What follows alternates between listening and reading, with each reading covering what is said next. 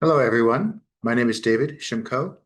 I'm one of the founders of Wall Street Scholars and a professor at NYU Tandon in the Department of Finance and Risk Engineering. Today, I'm talking about one of my favorite topics, which is the most beautiful equation in finance. I call it the most beautiful equation in finance, not because it's so mathematically elegant, so much as it's so eminently practical. This particular equation that I'm going to show you today can value any type of instrument in finance. Today, in the interest of saving time and keeping the video short, we'll only talk about risk-free cash flows, but later on we'll be adding risky cash flows as well, and much more complicated assets in future presentations. But for now, I'll give you the background of how to look at risk and reward in this kind of a setting, and how to price simple instruments to verify the intuition that you already have. And in some cases, you already know the answers to some of these valuations. But I'm also going to challenge you and put up some valuations which you have probably never seen before, and one that I guarantee you have never seen before. So it's a process of showing you some easy calculations, some very challenging ones, and some impossible ones, all of which will be possible for you once you finish this presentation.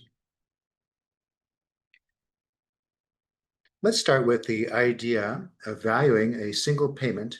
Let's suppose it's a risky payment at this time, and it's going to be paid in 1 year. We don't know what the amount is. Maybe we know the probability distribution, but we don't know what that payment is going to be in 1 year. So how do we value this using a textbook formulation?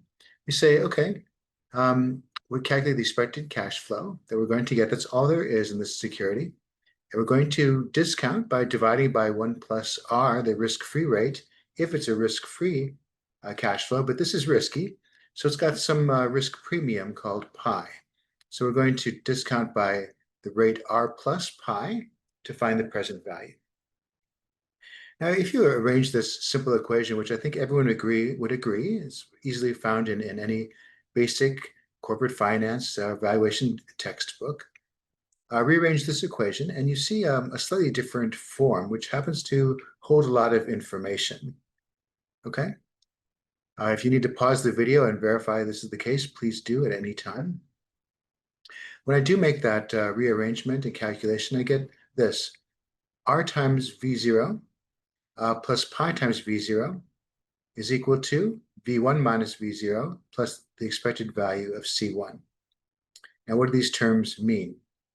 V0 is the value of the cash flow today. So our V0 is like the risk-free return on the cash that it would cost you, right, to invest in this cash flow. Especially if you were borrowing the money, you could imagine that you'd have to pay a cost to borrow that money. So you have to earn that cost back when you make the investment. The second component is pi times V0. Pi is the risk premium times V0. So it says the risk premium, the amount you're going to receive as compensation for the risk, is proportional to the value of the asset. Okay? Now, as we'll see later, this works very well in some environments and very poorly in others. And I'll show you one where it works very poorly shortly. You can see there's no V1 here because V1 is assumed to be the present value of the asset after the cash flow has been paid, and there's nothing left. So this is really a 0, okay, in this case. Then we have V1 minus V0, that's the capital gain, right? When you invest in a security, you're always going to get a capital gain as your reward, plus you're going to get some kind of expected cash flow. Okay? So we could say then the dollar return on cash plus the risk compensation, which is what we kind of need to get, is exactly what we're going to get on the other side of the equation. We're going to be rewarded, hopefully, with the capital gain and some cash flow for holding this instrument. Okay, the risk-adjusted discount rate is R plus pi. This is a very standard equation that's used all the time. Okay, the risk compensation in this case is proportional to the value of the cash. But the challenge I have for you today is, what if the risk is much greater than the cash? Okay, what happens in this case? We assume it's proportional, but the risk is actually much greater. The transaction I'm going to propose is one where we offer Elon Musk the toss of a fair coin. One way comes up heads, he's going to make $10 billion. Comes up tails, he's going to lose $10 billion. Okay, not an insignificant amount, but certainly it would be noticeable, I think, even for Elon Musk, but not all of his wealth by any means. We're not trying to discuss risk aversion here, but rather how this deal should be evaluated from the point of view of finance. The expected value of the toss, plus or minus 10 billion, of course, with 50% probability on each one, will be zero. And the present value, according to that formula, right, is always going to be zero, right? Take a look here. We take the expected value. If no matter what the discount rate and the risk premium are, this is always going to be zero if the expected value is zero. So we have to ask ourselves, what is the true deal value? Would you think that Elon Musk would be indifferent between taking this deal or not taking this deal? Again, don't think in terms of risk aversion, but think about, what he can do. What are his opportunities, and to what extent is he constrained in his investment activities? But regardless of what we think about those things, the textbooks say that the value of the deal is zero. Okay? The risk doesn't matter. As long as the risk is uncorrelated with market risk factors, they might say, in a richer setting, but still, if it's uncorrelated like a coin toss, the value should be zero. What do you think Elon should do? Well, I think he should absolutely refuse the deal. Not because he can't take the risk, not because he's indifferent and you might as well, why bother? But because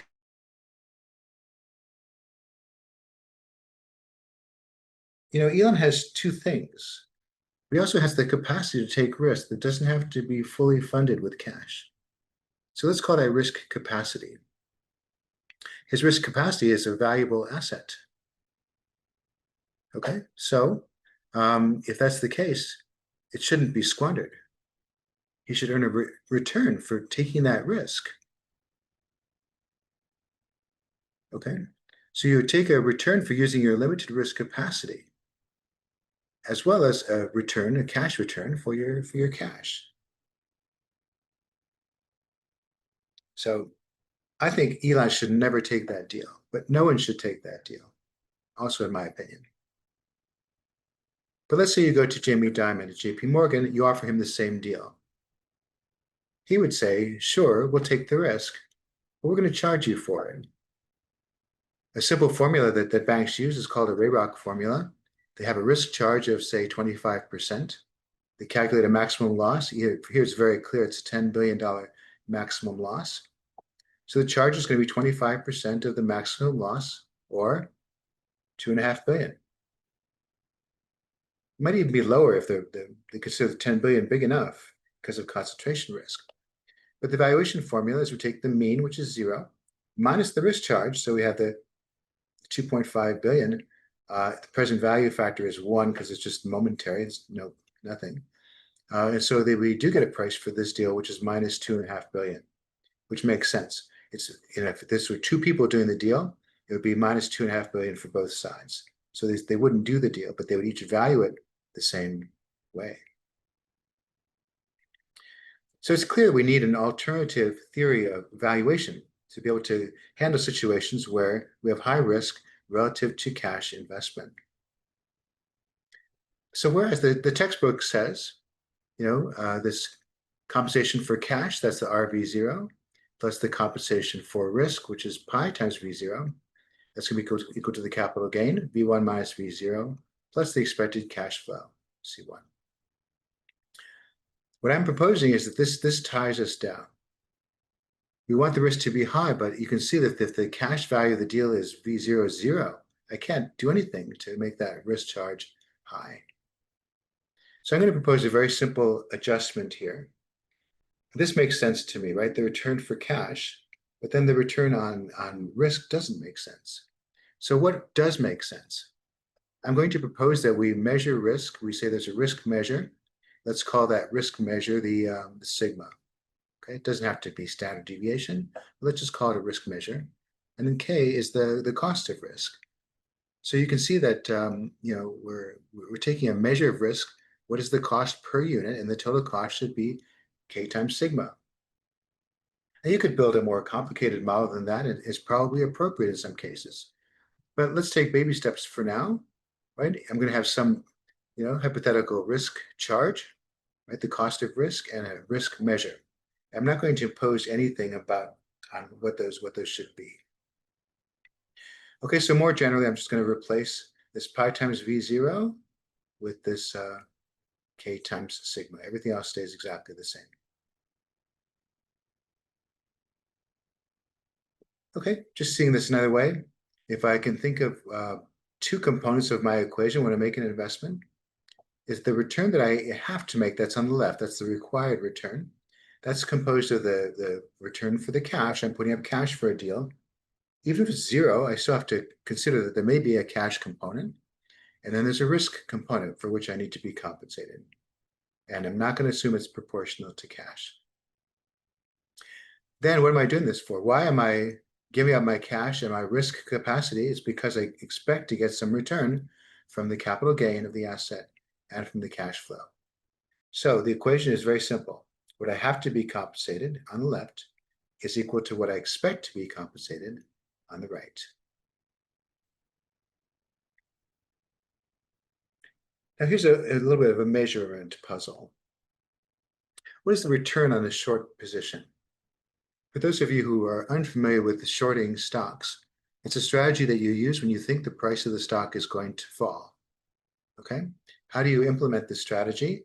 You borrow stock from someone else, you sell the stock, and then you buy it back in the future, hopefully at a lower price, right? Because then if the price has collapsed, you're buying it back at a lower price and you can make a profit, even though, right, you didn't own the stock, but you borrowed it from somebody else. At that time, you can return the shares to the owner. So the question I have for you is, what's the return on this? If you go short at 100 and you buy back at 60, it's very clear that I've made $40, right? But what is the percentage return? You might be tempted to divide by 100, but unfortunately, that would be wrong. The dollar profit was 40, but my maximum potential loss is much higher. If you look up GameStop on the internet and get their story from a couple years back, wow, there's a short squeeze and the price went very, very high. And people who were short lost many times the value of the stock. Therefore, because of the loss is, at least in principle, unlimited, my percentage return cannot be defined. I can't even calculate a percentage return. I can define the dollar return easily. Oh, I made $40, but I can't define the percentage return. Now, classic finance, of course, is based on percentage returns. So one of the first comments I want to make here is that every trade that you do in modern finance doesn't necessarily get handled the same way as it did in classical finance. Okay? So in classical finance, I was focused on buying securities, okay, possibly buying them on margin. But there wasn't a lot of short selling theory. There wasn't a lot of work on futures and options because they didn't exist yet. Right? The treatments were somewhat theoretical because those markets didn't exist until the 1970s. But if you look at down the list here, all these transactions, I can always define a dollar return. I buy securities, I buy them on margin, right, with borrowed money. I short sell them, no problem. I can always calculate a dollar return. I go long futures, short forwards, whatever I do. Long options, short options, nothing is a problem. When we talk about percentages, everything is a problem. Of course, I can buy securities and calculate return and risk in percentage terms. But when I do it in margin, it's going to distort the value. It doesn't destroy it, but it distorts it. If I short sell the securities, this means that I cannot calculate, as I mentioned, a return in percentage terms. I cannot calculate a percentage return on a futures contract because there's no cash investment. There's a margin deposit, but there's nothing near what the cash requirements of a futures or forward transaction may be. Okay, long options are okay, but short options are not. So how can I reconcile this? How can I evaluate all possible trades? How can I calculate Sharpe ratios? Sharpe ratio, if you haven't heard of it, is the return that an investment earns over and above the risk-free rate. And that excess return is divided by the standard deviation of the return. That's a Sharpe ratio. It's a measure of performance of return relative to risk. In this case, the Sharpe ratio would have to be dollarized. So we have to measure the return in dollars, we have to measure the risk in dollars in order to calculate a performance number, a dollarized Sharpe ratio that would tell us how efficient a particular investment is. Okay, so let's just review our notation because now we're going to do some cases of valuation. I'm going to shift from risky assets into risk-free assets and come back into risky assets in a later presentation. Okay, but I want you to get some practice with the basic valuations, and then we can go on to the more advanced ones later on. So time zero is today, and V0 is the asset value today. R is a constant number. It's assumed to be constant, risk-free, periodic discount rate. We can think about 1 year if you like, but it doesn't have to be a year. It could be a month or a day or anything you want it to be, or even a moment in time. So something we call time value is the amount of interest you earn on the cash portion of the investment. So over that period, you take the cash value, V0, multiply by the risk-free rate to get the amount of interest. Okay. If we're borrowing, we can also call this the opportunity cost of the cash. Okay, the next one is risk compensation. So we said sigma was a measure of risk, but it doesn't have to be that measure. It could be, could be anything. It could be mean absolute deviation. It could be, downside risk measure. It could be average shortfall. There's all kinds of possible risk measures. It doesn't have to be a standard deviation. K is the compensation per unit of risk. How much am I getting paid for each unit of risk I take? So it's kind of like a Sharpe ratio, right? It's the compensation per unit of risk. Okay, in this case, the dollarized version. So K sigma, the product of K and sigma, is the risk compensation per period for that investment. And even though sigma may be changing, we usually want to assume that K is staying constant if possible. The cash flow, it's very clear. When it's a risky cash flow, we'll say the expected cash flow in one period. If it's risk-free, we can just say C1, cash flow is in one period. In the most beautiful equation, the cash flow term always equals C1, the first cash flow in the sequence. Okay, so let's see how we can use this to value assets. The hard part of this is always going to be the capital gain, you will see shortly. The value today of a sequence of cash flows, we're going to write it this way. The present value, C1, C2, C3, C1 is going to be 1 period away from today. As soon as C1 is paid, we'll take the present value of the remaining payments, and that's after 1 period, so we can call that the value at time 1. So C1 disappears from the equation.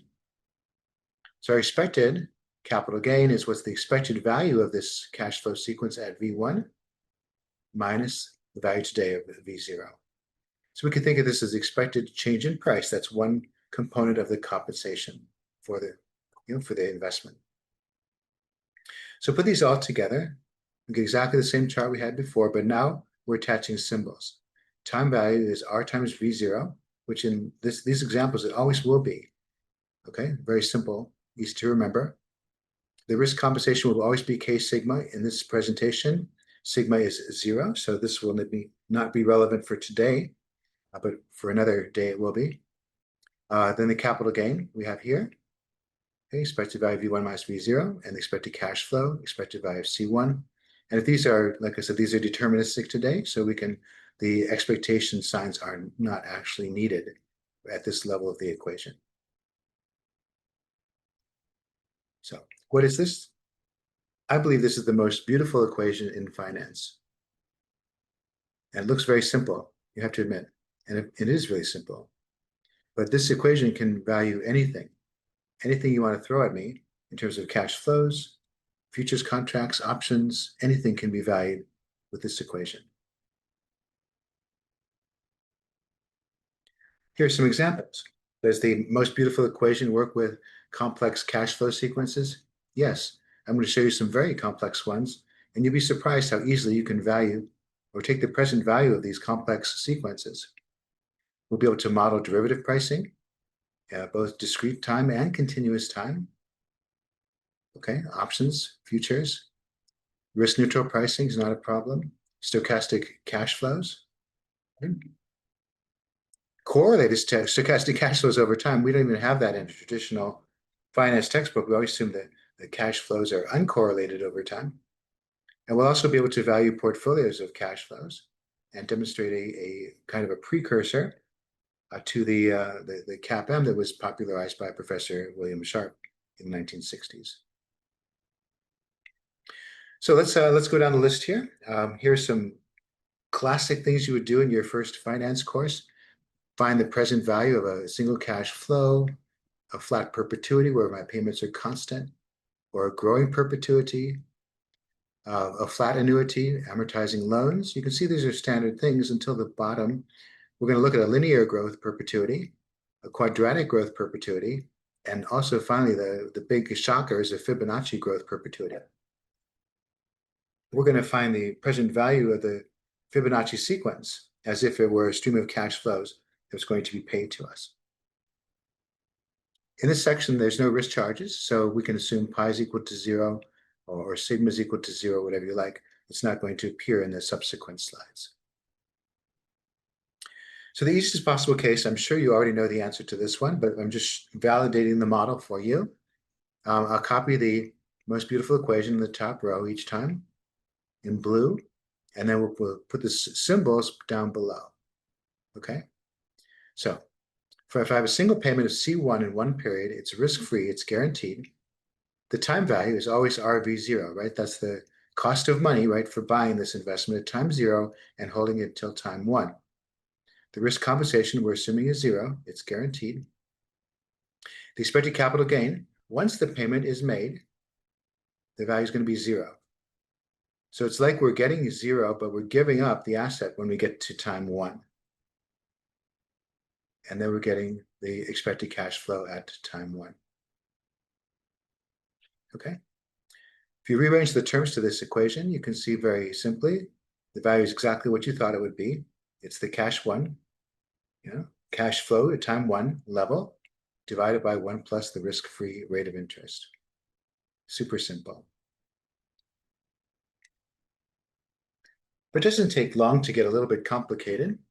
If we think about valuing perpetuities, for example, I know a lot of people, including myself, we learned to value perpetuities this way. We said, okay, a perpetuity is an infinite sequence of payments. It's equal to C. So the first payment's C divided by 1 plus R in present value. That's 1 period away. Second one, C divided by 1 plus R squared, and so on and so on. We add them up. And gosh, that looks like a difficult thing to value. But if you let the variable D equals 1 over 1 plus R, you can write it in a very nice way. So I can take C times D, factor out this equation, and then what's left is 1 plus D squared plus D cubed. Now, if D is less than 1, which it is, right, and R is positive, this is going to be converging, right? So this is the formula for geometric sequence, right? Starting with 1, and then D is the proportional growth to the next period, and so on. So this is just equal to 1 minus D over D. So when I calculate the, oh, sorry, I misspoke. Scratch that one. So the present value of the sequence, in the brackets, 1 plus D squared plus D cubed is just equal to 1 divided by 1 minus D. Okay, so we can then substitute back into the equation, solve for V0, which is the payment over R. Okay, very simple. And again, a lot of you knew that solution, so you're probably not surprised by it. But I'm going to surprise you that this is much easier when you have the most beautiful equation at your hands. Okay, so in this case, now we're going to start adding notes on the right-hand side so you can follow the slight complexities of these. We have time value for a perpetuity. Any perpetuity, any asset will be RV0. We're assuming there's no risk. It's a guaranteed perpetuity. Expected capital gain is 0. Expected cash flow is C. Well, how did I know the expected capital gain? Let's take a look over on the right-hand side. So I'm writing V0, the value times 0 is the present value of a sequence of payments of C, C, C, C, C, right out to an infinite length, and the present value is equal to V0. Now let's pretend we don't know what that is yet, okay? What is V1? V1 says, well, okay, I've gone forward in time from time 0 to time 1. The first payment has now been received, so I'm really starting on the second payment. And that's what I'm trying to indicate here, is V1 is the present value of the sequence starting at the second payment and continuing until the end. So it's like I'm copying this block over into V1. It's just a shift to the left, but eliminating the first payment, okay? V1 minus V0. This case is very easy because it's always C. So when I subtract each individual indexed C value, I'm going to get 0. A present value of a sequence of zeros is, of course, 0. So this is how I know that the capital gain is 0.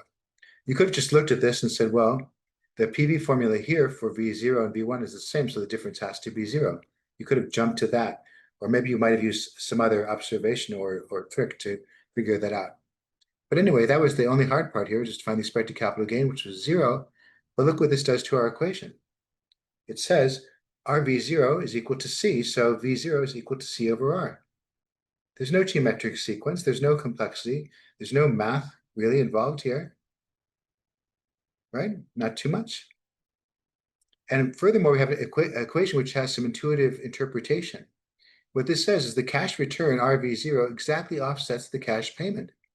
And that causes the capital gains to be 0. It gives us an intuition why this is the pricing formula rather than just the mathematical result, which of course is true, but doesn't give us that same level of intuition. Okay. So that's pretty exciting. Let's see if we can take it up one more step. Now we're going to have an exponential growth perpetuity. How is this going to? Payment will be C. Second payment will be C times 1 plus G. So G is the exponential growth rate.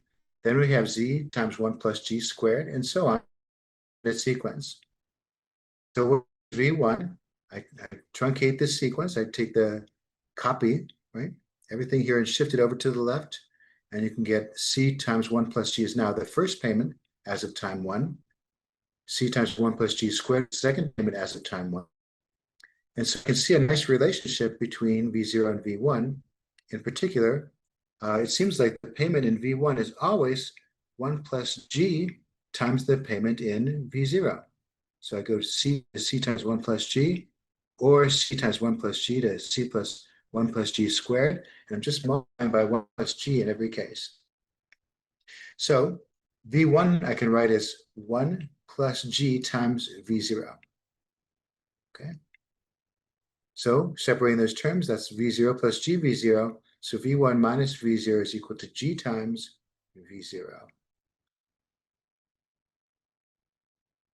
So solving that then for V0, we have V0 is equal to C over R minus G. Of course, you knew this. Many of you already knew this, but I'm just proving it to show you the robustness of the methodology before we try some advanced valuations. By the way, this only converges if the risk-free rate is higher than the growth rate. And that's because if the cash flows are growing faster than the risk-free rate, you would find to discount those, the present value would be actually infinite. Okay. So how about a flat annuity? What's the difference between a flat annuity and a perpetuity? It just is a finite number of payments. So we start with writing down V0, the value today. It's the present value of n payments of C. They're identical, fixed payments equally spaced, starting one period from today. So what about V1? So V1, when I step those payments forward, I'm going to lose a payment on the end.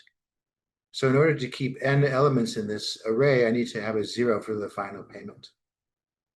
So I calculate V1 minus V0 in this case. I get all zeros except for the last one, which becomes minus C. Okay, since minus C is in the nth position, the rest are 0. I actually know what the present value of that is. It's just minus C divided by 1 plus R to the nth power. Substituting that back into the most beautiful equation, I have time value, RV0, risk is 0, expected capital gain as we computed it, plus the first cash payment, that's this one, right, the first payment. And we get the traditional valuation of an annuity. Okay, in this case, C over R represents the value of perpetuity. When you multiply C over R by the second term, you see it's actually subtracting the value of a perpetuity that's been deferred for n periods. So think of an annuity as a difference between two perpetuities. One of them includes all the payments and all future possible payments, but then the one you subtract is the ones that you actually don't receive. Okay, so before I get hard, I'm going to get a little bit easy, right? When you do a loan amortization in finance, I think most people are familiar with this. You go to the bank and get a loan, right? Let's say we borrow $1,000. We pay 6% per year, so it's 50 basis points per month. And our monthly payment ends up being $86.07. Right? We begin our loan with $1,000. We have to pay $5 in interest out of an $86 payment. So we can take the rest, $81, and deduct that from the beginning balance to get to the ending balance. I think most people are familiar with this process. By the time we finish at the end of the 12th period, we have zero balance in the loan. What I'm going to suggest is you could think of all these terms as being GVE terms, most beautiful equation terms.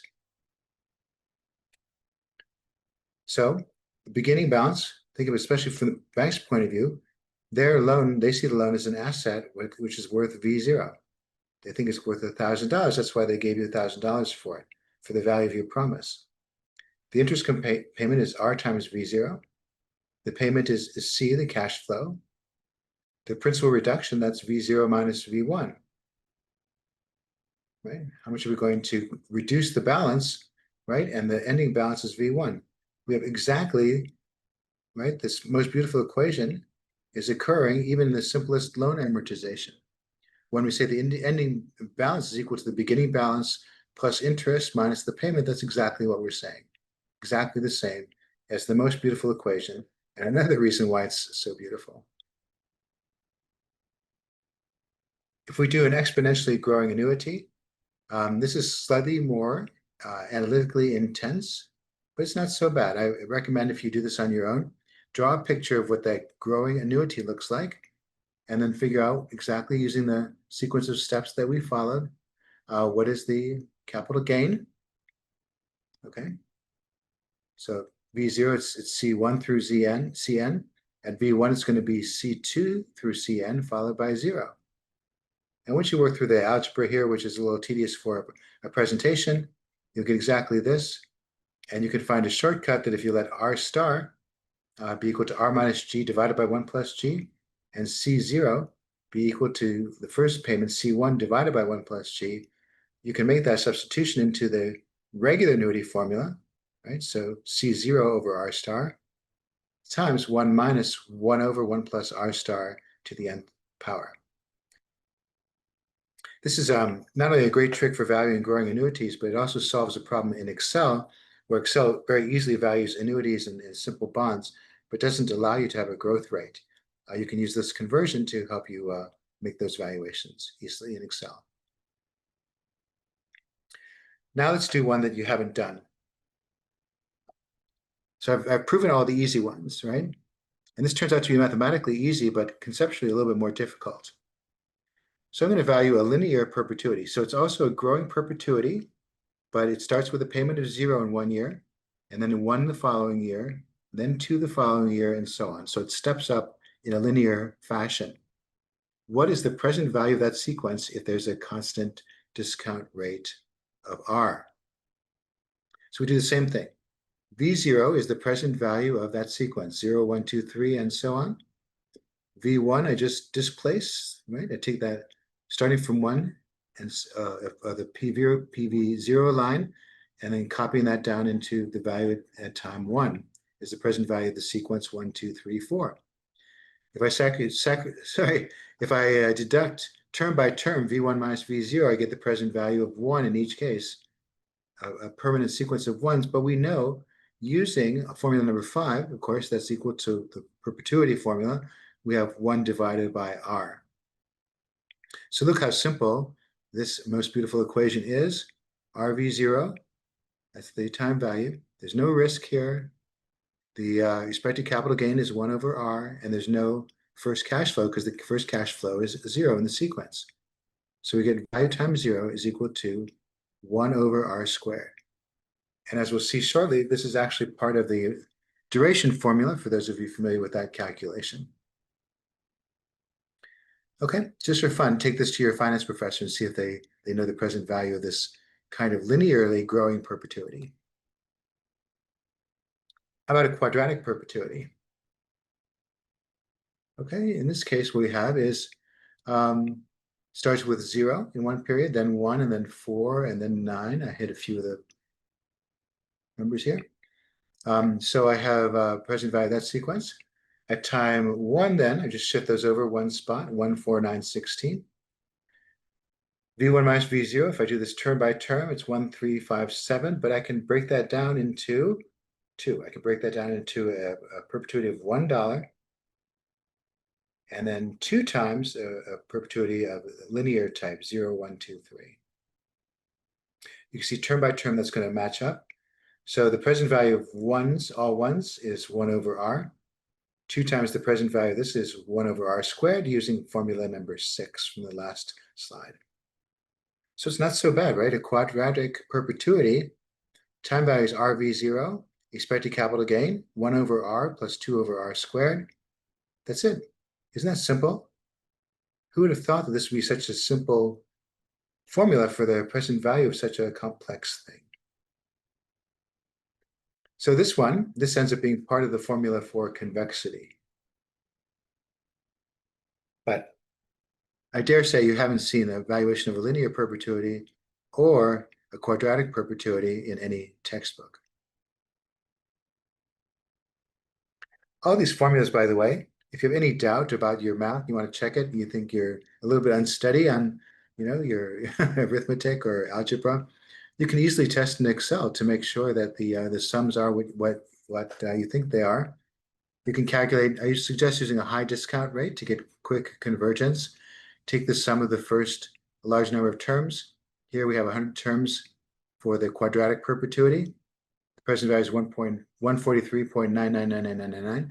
But when you use the formula, you get 144 exactly, which is quite what we would expect in that calculation. I mentioned duration and convexity. So think of this as a reference slide.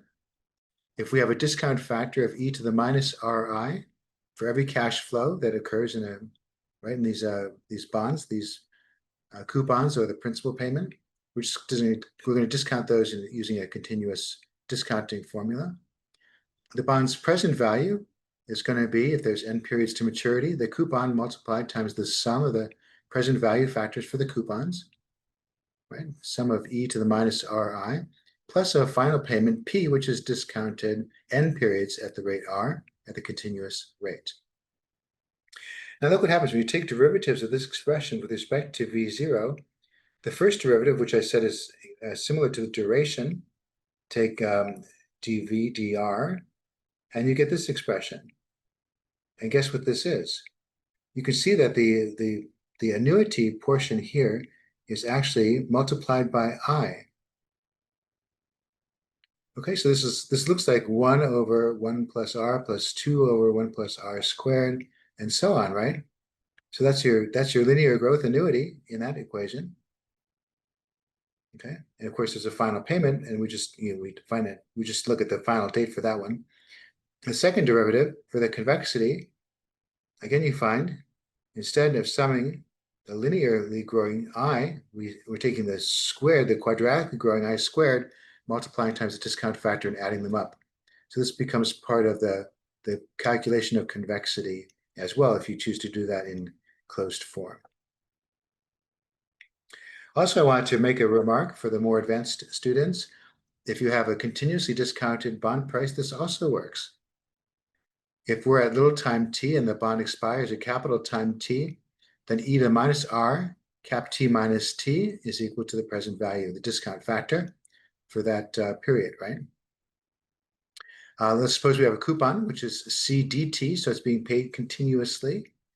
The present value of that coupon is c e to the minus rs ds integrated from t to t, plus the present value of the final payment. And this is a very simple one to calculate in closed form, so we write it here. If you write down RVT, think of RV0, right? This is like the time value. You can calculate that in closed form. So in quotes, you could say this is the time value, right, of the instrument in the next moment of time. DV is the capital gain. Okay, so what is DV? When you calculate it, it's going to be here, minus C e to the minus RT minus T plus RP e to minus RT minus T dt. So that's my capital gain. When I take the time value minus the capital gain, what am I left with? Of course, it's going to be, according to the most beautiful equation, it's going to be simply the cash flow, C, and then multiplied by dt. Okay, so the moment you've been waiting for is how to value a Fibonacci sequence, because it's not obvious. When I first went on ChatGPT to do this, maybe a year or so ago, this is like 2024, ChatGPT did not know the answer to this one, but now it does. I'm glad to see that it's learning. So the Fibonacci sequence, you probably know, starts with, you could start it with 0 or 1. I'm starting with a 0 here. Then it's 1 and 1, and then you add each 2 to get to the following one. So 1 and 1 are 2, 1 and 2 are 3, 2 and 3 are 5, 3 and 5 are 8. All right, we write down our equation exactly as before, and now we have to calculate the capital gain.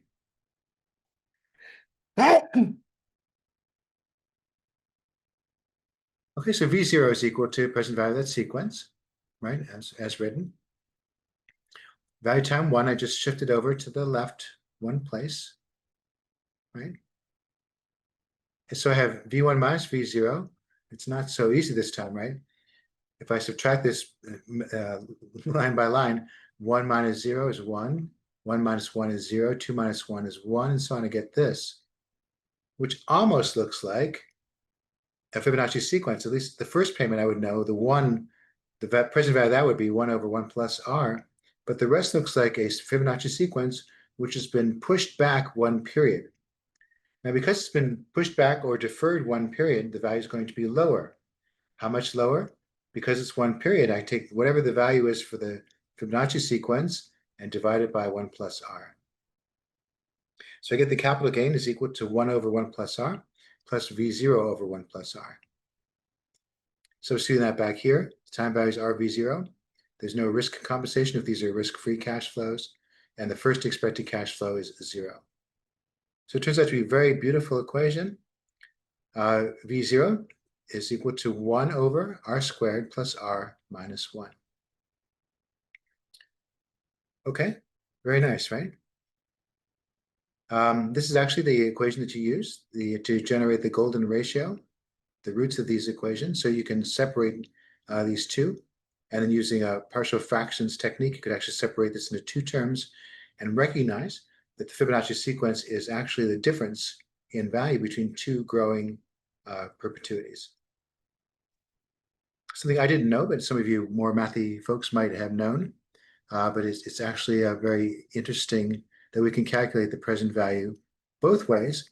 The disadvantage of this as a financial example, of course, is that the discount rate would have to be higher than 62% for this to actually converge. So practically speaking, you wouldn't find a financial application for the infinite sum, but you might find one for a finite sum very easily. So I leave this as a final exercise to you. Consider a riskless cash flow. The first payment is A, and then it's B in the second year or period. And then we construct a new Fibonacci sequence, adding the values of A plus B and all the following values, and find the present value of this one. So that's a generalization of the Fibonacci sequence. If you can succeed in this course, you can try this out, find the formula for the present value, prove that it's correct using Excel. Okay, make sure that it's correct. use a high discount rate to make sure it converges, and then use Excel to generalize your formula to any A and B values. Okay? And check your answer against number 8, which is where A is equal to 0 and B is equal to 1. So finally, why is this most beautiful equation so beautiful after all? First of all, it values many common cash flow patterns with constant discount rates. It values assets in both public and private portfolios.